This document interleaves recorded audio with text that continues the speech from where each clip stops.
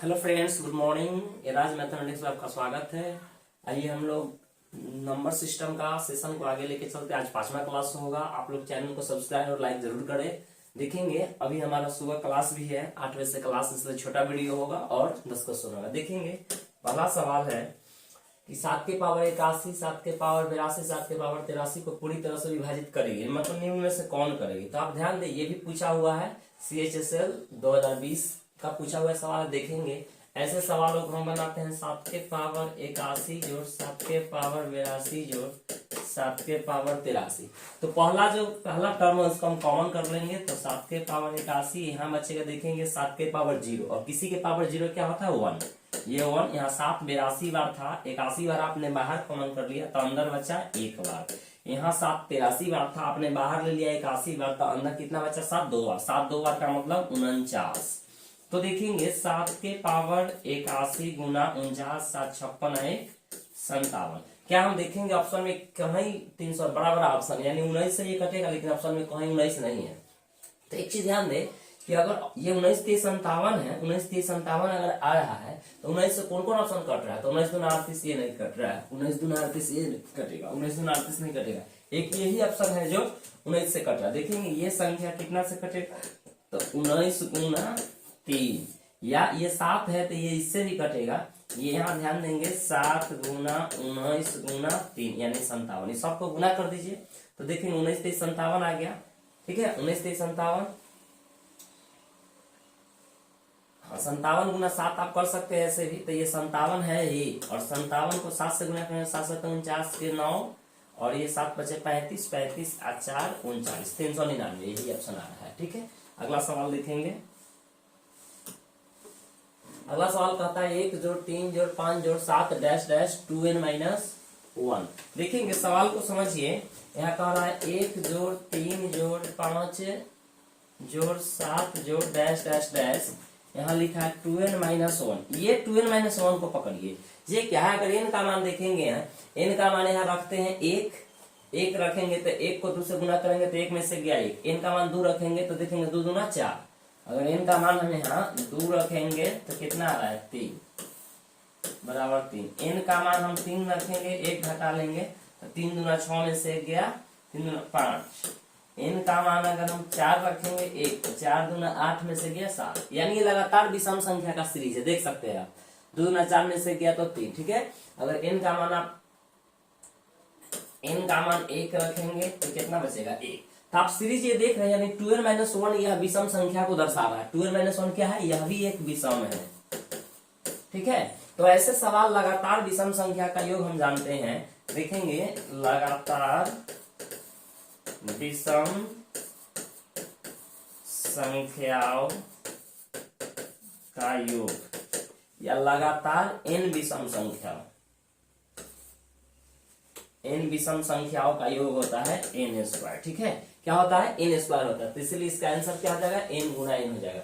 या आप दूसरा एग्जांपल ऐसे देख सकते हैं। देखेंगे 1 जोड़ 3 जोड़ 5 जोड़ 7 जोड़ डैश डैश डैश n तक के सभी विषम संख्या का योग यानी सम पूछेगा तो क्या हो जाएगा n²।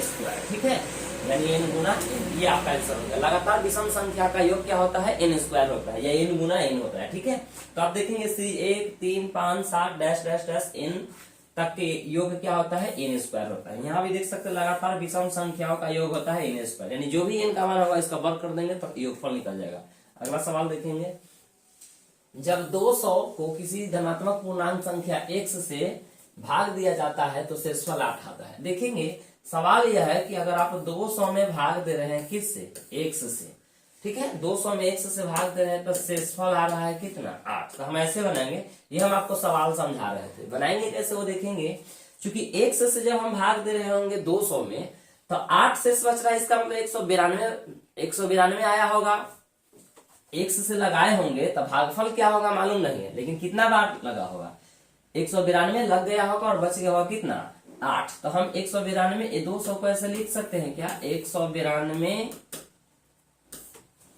प्लस 8। और जब हम इसमें भाग दिए कितना से x से, तो ये संख्या कट जाएगा, x से 192 कट जाएगा, शेष कितना बच रहा है 8। तो कहता है x के कितने मान संभव है।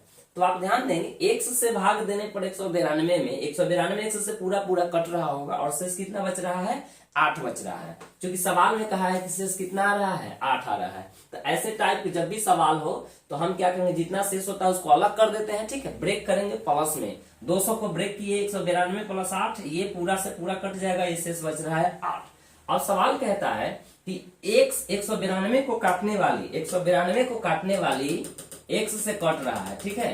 तो x से कट रहा है मतलब x इसमें पूरा पूरा भाग लगा रहा है। तो हम देखेंगे 192 का कुल भाजक निकाल लेंगे कि 192 को काटने वाला कुल कितना संख्या है, ठीक है। तो देखेंगे 192 का कुल भाजक, 192 को आप लिख सकते हैं 64 गुना 3। 64 के 192 होता है, ठीक है। आप 64 को लिख सकते हैं 2 के पावर 6 और 3 के पावर 1। क्लियर है। तो 192 का कुल भाजकों की संख्या के रूल लगा देंगे। हाँ, तो कुल भाजक हो जाएगा, कुल भाजक जिसको अंग्रेजी में कुल डिवाइजर बोलते हैं, कुल भाजक, कुल डिवाइजर्स सारे पावर में 1 जोड़ करके 6 जोड़ 1 यानी 7 दूना 14। तो आप ध्यान दें, यानी 192 को काटने वाली टोटल संख्या कितना है, 14 है। 192 को काटने वाली टोटल संख्या कितना हो गया, 14। लेकिन याद रहे x से भाग देने पर शेष 8 बचा है। इससे स्पष्ट है कि x जो होगा वो किससे बड़ा होगा, 8। क्योंकि भाग देने वाली संख्या यानी भाजक जो होता है हमेशा शेषफल से बड़ा होता है। क्योंकि हम यहाँ लिख देते हैं भाजक इज ग्रेटर देन शेषफल, यानी डिवाइजर ग्रेटर देन रिमाइंडर। मतलब अगर x डिवाइजर है तो ये रिमाइंडर से बड़ा होगा। तो x का हम वही मान लेंगे जो क्या हो, 8 से बड़ा हो। तो देखेंगे 14 को काटने वाली है तो 192 का भाजक 1 होगा, 2 होगा, 9 2 11 1 12, 3 होगा, 23 चौका 92, 4 होगा। इसके बाद देखेंगे 5 नहीं होगा, 6 होगा, 9 2 11 6 भी होगा, 7 गुना 14 नहीं होगा, 8 होगा। एक बाद 8 अब देखेंगे 8 होगा। तो सवाल कहा भाजक 8 से बड़ा लेना है। तो देखेंगे 8 तक ही लेंगे, यानी कितना आ रहा है, 6। 1 2 3 4 5 1 6 आ गया। टोटल कितना आ गया, 6। टोटल आ गया आपको 6। टोटल कितना आ गया, 6 भाजक आ गया 6। और टोटल यहाँ कितना आया है, 14। इसलिए आंसर आपका हो जाएगा कितना, इसलिए आंसर हो जाएगा आपका 8। कैसे आया, तो देखेंगे कुल भाजक 14 है। 192 को काटने वाला टोटल 14 को संख्या है, लेकिन 8 से बड़ी संख्या कितना है, तो 6 ही है। तो इसलिए हम क्या कहेंगे, 8 से बड़ी भाजक। तो देखेंगे 14 टोटल भाजक था और 8 या 8 से छोटी कितना है, 1 2 3 4 5 1 6। तो इसमें से हम 6 घटा लेंगे तो आपका आंसर आ गया 8। तो यही आपका आंसर हो गया। देखेंगे ये कब पूछा हुआ था, सीजीएल, एसएससी सीजीएल मार्च 2020 का सवाल है ये। तो ध्यान दे, ये थोड़ा सा कठिन सवाल नहीं था, लेकिन फिर भी थोड़ा सा था। चलिए अगला सवाल देखेंगे। अगला सवाल का था, जब एक धनात्मक पूर्णांक को d से भाग दिया जाता है, किससे भाग दिया जाता है, d से भाग दिया जाता है, तो शेषफल 15 आता है। जब वही संख्या को 10 गुना को d से भाग दिया जाता है तो शेषफल 6 आता है। तो कहता है डी का न्यूनतम संभव मान क्या हो सकता है। देखेंगे ये भी अच्छे सवाल है, ये भी आपको सीजीएल 2020 का पूछा गया है। हम पहले ही बता दिए हैं कि आपको टीसीएस में जितना भी पूछा 2019 20 21 22 एसएससी, हम सारा सवाल आपको करा देंगे, ठीक है। अभी हम नंबर सिस्टम कर रहे हैं, नंबर सिस्टम का लगभग आपको 40-50 सवाल हम लोग कर लिए हैं। टोटल 250 सवाल करेंगे तो 200 सवाल और हम आपको कराएंगे। आइए देखते हैं। तो सबसे पहले कहता है, जब एक धनात्मक पूर्णांक को, अब कौन है धनात्मक पूर्णांक भाई, हमें तो मालूम नहीं कि कौन, तो हम मान लेते हैं कि जब एक n धनात्मक पूर्णांक है, n को भाग देते हैं किससे, d से। देखेंगे n को भाग देना है किससे, d से। तो जब हम n को d से भाग देते हैं तो शेषफल क्या आता है, 15। इसका मतलब शेषफल क्या आता है, 15, ठीक है। जब n में भाग देते हैं कितना से, d से, तो शेषफल कितना आ जाता है, 15 आ जाता है। आप ऐसे भी कर सकते हैं। देखिए n में भाग दे रहे हैं d से, तो यहाँ मान लेते हैं कितना बार में लगा होगा, कुछ मान लीजिए 1 बार में लगा होगा और शेषफल आपको क्या बचा, 15। ठीक है। तो यहाँ से ये निकालेंगे, भाज्य निकालेंगे यानी डिविडेंड निकालेंगे, तो आप जानते हैं n बराबर दिस गुना दिस, ये दोनों को गुणा करके ये जोड़ते हैं तो d प्लस कितना हो गया 15 आ जाएगा। d प्लस क्या आ जाएगा 15। अब सवाल देखेंगे आप, वही चीज यहाँ लिखे हैं, d प्लस क्या आ गया 15 आ गया, d प्लस क्या आ गया 15। अब सवाल कहता है कि अगर जब इसी संख्या के 10 गुना तो संख्या हम लोगों ने क्या माना था n माना था, संख्या हम लोगों ने क्या माना था n माना था, तो इसके 10 गुना करेंगे तो इसके 10 गुना क्या हो जाएगा 10n। जब ये 10 गुना होगा, जब ये 10 गुना होगा, LHS 10 गुना होगा तो RHS भी 10 गुना हो जाएगा, तो ये हो जाएगा 10D, ठीक है 10D।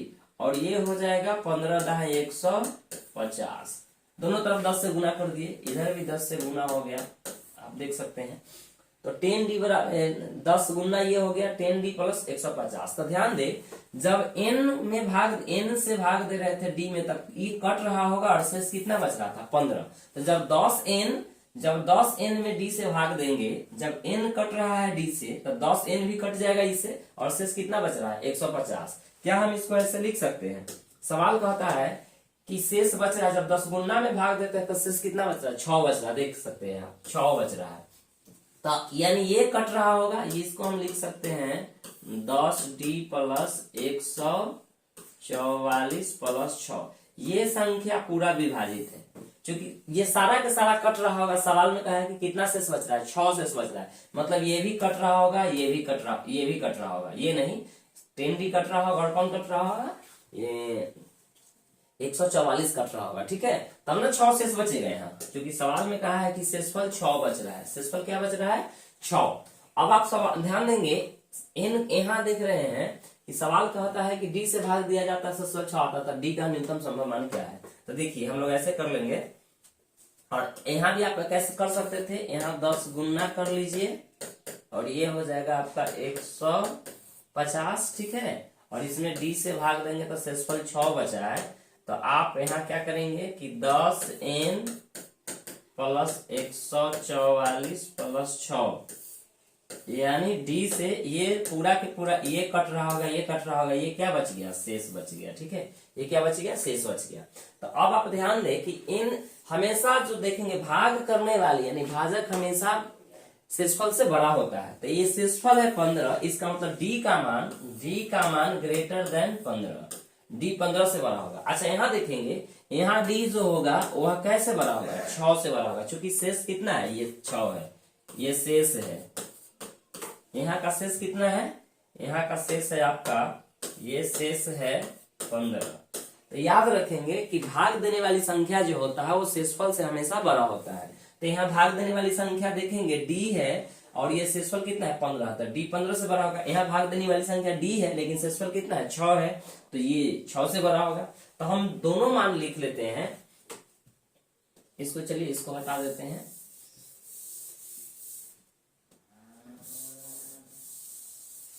ये हम समझने के लिए आपको इधर किए थे, ठीक है, ये समझने के लिए किए थे। अब देखेंगे, अब हमें करना क्या है कि हम d का मान देख लेते हैं। d का मान सवाल का 15 से बड़ा, तो 15 से बड़ा क्या लेंगे 16, 17 हो सकता है, 18 हो सकता है, 19 डैश डैश डैश, ठीक है। और एक जगह d का मान क्या हो सकता है, सवाल कहता है 6 से बड़ा लेना है, तो आप 7 ले सकते हैं, 8, 9, 10, 11, 12, 13, 14, 15, 16, 17, 18 ऐसे आप लिख सकते हैं। तो सवाल कहता है d का दोनों मान संभव है, लेकिन आप ध्यान देंगे कि d का दोनों मान संभव है। यहाँ d का सबसे न्यूनतम मान कौन होगा 16, क्योंकि सवाल कह रहा है कि d का 15 से बड़ा लेना है, तो सवाल में जी का d का न्यूनतम मान लेना है। तो न्यूनतम मान लेना है तो ये सब तो मैक्सिमम हो रहा है, 16 के बाद मैक्सिमम 17, फिर 18, फिर 19। अच्छा यहाँ d का मान लेना है कैसे बड़ा, d का मान लेना है आपको 6 से बड़ा लेना है, तो 6 से बड़ा लेना है, लेकिन आप 7 नहीं ले सकते, क्योंकि एक जगह d का मान क्या कहा है 15 से बड़ा लेना है। 15 से बड़ा लेना है तो 15 से बड़ा तो 16 ही लेंगे, तो ये 7 नहीं लेंगे, 8 नहीं लेंगे, 9 नहीं, 10 नहीं, 11, क्योंकि इस क्राइटेरिया से इस शर्त के हिसाब से पूरा कर रहा है, लेकिन इस शर्त के हिसाब से पूरा नहीं करेगा, इस शर्त के हिसाब से कि d का मान 15 होना चाहिए। इसलिए हम यहाँ से d का मान ये नहीं लेंगे, ये नहीं लेंगे, ये नहीं लेंगे, ये नहीं लेंगे, कौन होगा 16। आप कहेंगे कि सर 17 नहीं होगा, 17 होगा, लेकिन सवाल यहाँ कहा है कि डी का कैसा मान लेना है, न्यूनतम मान लेना है, इसलिए डी का सबसे न्यूनतम मान होगा 16। तो आपका आंसर हो गया ऑप्शन नंबर कौन, सी। चलिए अगला सवाल हम देखते हैं। अगला सवाल कहता है यदि 6 अंकों की संख्या 4, 7, 9, x, y, z 7, 11 और 13 से पूर्णतः विभाजित है तो y plus Z divided by कितना, x का मान ज्ञात करें। ध्यान देंगे ये भी अच्छे सवाल है। इस टाइप का सवाल हम पिछला वीडियो में, शायद दूसरा वीडियो में पढ़ाए हैं कि याद रहे, कभी भी आपको 3 अंक वाली संख्या को पुनरावृत्ति करके 6 अंकों वाली संख्या अगर हम बना दे तो वैसे संख्या 10101 से विभाजित होती है। तो ध्यान देंगे ABC अगर हम इसमें भाग देंगे इसी ABC से तो ABC कट जाएगा, ठीक है। ऊपर से A आया, फिर B 2 अंक आएगा ऊपर से, इसलिए यहाँ 00 हो जाएगा, फिर एक बार में लगाएंगे तो ABC, ये कैंसिल आउट हुआ। और एग्जांपल आप देख सकते हैं, मान लेते हैं 237 से हम भाग दे लिए 237 में, ठीक है। तो देखेंगे 3 अंकों वाली संख्या का पुनरावृत्ति हो रहा है, ये 3 अंकों की 3 अलग अलग डिजिट है और इसका पुनरावृत्ति करके 6 अंकों वाली संख्या बना, तो इसी 3 अंकों वाली संख्या से कटेगा 237, कैंसिल आउट, फिर ऊपर से आ जाएगा 237। देखेंगे 1 अंक उतारेंगे तब तो कोई टेंशन नहीं, लेकिन जब ऊपर से 3 अंक उतारते हैं, जब 2 अंक उतारते हैं तो 1 0 देते हैं, 3 अंक उतारते हैं तो यहाँ कितना 00, ठीक है। तो ये कट गया, ठीक है। यानी देख रहे हैं कि यहाँ भी आप 1 0 कट रहा है। तो कभी भी अगर सवाल में आ जाए कि 10101 से कट जाए तो आप समझिए कि वो संख्या पुनरावृत्ति बना हुआ है। अब आइए हम यहाँ देखते हैं 7, 11, 13 से भाग देना है। 7, 11, 13 से अगर भाग देना है तो देखेंगे 7, 11, और 13 का एलसीएम 1001 आता है। तो हम जान गए कि भाई 7, 11, 13 से भाग देना मतलब 1001 से भाग देना, तो 1001 से भाग देना दैट मीन्स रिपीटेड होगा, यानी ये संख्या जो होगा 479 होगा, पुनरावृत्ति होगा। इसके लिए x का मान क्या हो गया, x का मान 4, y का मान 7, z का मान 9, ये लेना होगा, ठीक है। पुनरावृत्ति हुआ है तो आपसे सवाल पूछा है कि y प्लस जेड बट्टा x। तो देखेंगे y का मान कितना है 7, z का मान 9, तो 7 और 9 16 और x का मान है 4, तो 16 बट्टा 4 का मतलब कितना हो गया 4, यानी ऑप्शन नंबर बी हो गया। अगला सवाल देखेंगे, आप देख सकते हैं ये बहुत अच्छा कंसेप्ट है, आप इसको ध्यान रखेंगे, इस टाइप का सवाल बहुत ज्यादा पूछा जाता है। देखिए ये भी पूछा हुआ है आपका सीपीओ 2019 में पूछा हुआ है। अगला सवाल देखेंगे, मान लीजिए कि x 4 अंकों की एक संख्या है जिसे 2, 3, 4, 5, 6 और 7 से भाग देने पर हर स्थिति में शेषफल 1 आता है। यदि x का मान 2800 और 3000 के बीच हो तो x के अंकों का योग ज्ञात करें। सवाल को अच्छे से देख लेंगे एक बार कि मतलब मान लीजिए x 4 अंकों की एक संख्या है, यानी 4 डिजिट नंबर है, 2, 3, 4, 5, 6 और 7 से भाग देने पर हर स्थिति में शेषफल कितना आता है 1 आता है।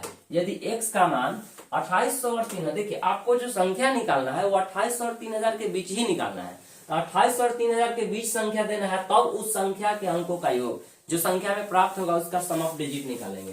ताकि अलग अलग संख्या से भाग देना हो तो हम एलसीएम निकाल लेते हैं, 2, 3, 4, 5, 6 एवं 7। इसका लॉसा करेंगे तो इसका लॉसा आपको आ गया कितना, 2 और 4 6, 12, 12, 25, 60, 7, 42, यानी 420 आ रहा है इसका एलसीएम, ठीक है। सवाल का होता है कि प्रत्येक मामले में कितना आ जाए, प्रत्येक मामले में शेष 1 आता है। तो देखेंगे मान लेते हैं इसको k और 1 जोड़ दिए। जब भी इस टाइप का सवाल हो कि प्रत्येक मामले में इतना शेष बचाना है तो लॉसा निकाल के और 1 जोड़ देना चाहिए, जितना शेष का होता है उतना शेष को जोड़ देना चाहिए।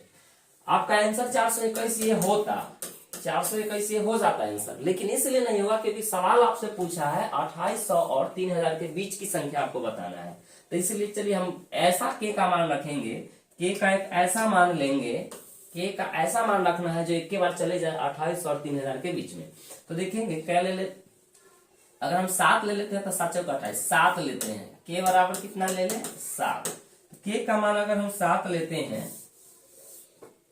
k का मान अगर हम 7 लेते हैं तो देखेंगे ये आ जाएगा 420 गुना 7 जोड़ 1। तो ये 7 के 0, 7 दूना 14, 7 चौका 28 है 29 जोड़ 1, यानी ये आ गया 2941। यानी संख्या आपको आ गया 2900 कितना 41।